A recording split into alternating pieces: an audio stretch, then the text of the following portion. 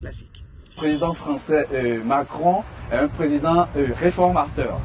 Et je pense que le président Patrice Talon aussi a placé sa politique sur les réformes, ce qui a tendance d'ailleurs de le rendre impopulaire. Mais moi je dis un truc, celui qui fait du bon boulot, il n'a pas besoin du populisme, il a besoin du concret.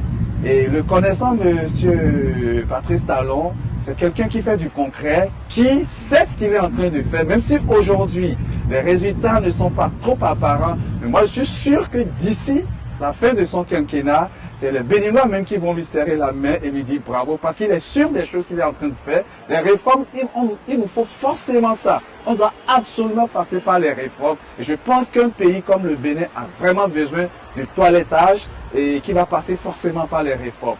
Et c'est pour ça, je disais pour conclure, le point commun entre le président Talon et le président Macron, c'est les réformes.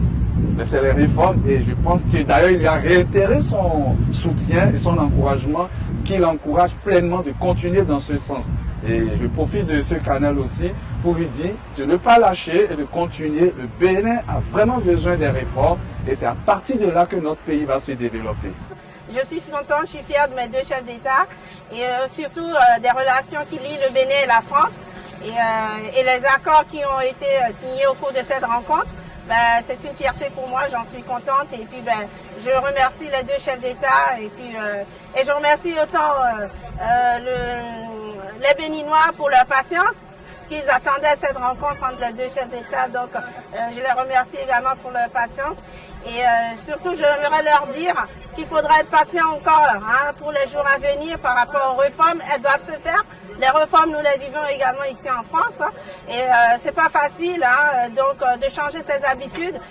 Il faut un jour vraiment les changer, c'est dur les débuts, mais après quand on s'y adapte, ça passe facilement. Ce qui se passe actuellement au pays, c'est un bouleversement des habitudes.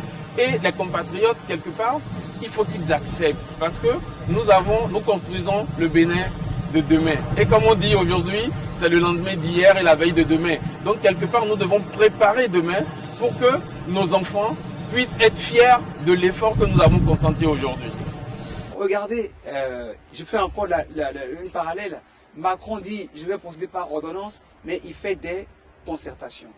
De la même manière, on a vu toutes les concertations qu'il y a eu dernièrement donc, au Bénin, avec les syndicats, avec les femmes, avec les propriétaires terriens de Bodibé. C'est ce qu'il fait. Il faut être ferme dans le processus des réformes, mais il faut concerter, il faut aller à la source et être juste dans ce que nous voulons faire. Mais les réformes, nous en avons besoin et je suis tout à fait d'accord que les choses se passent comme ça.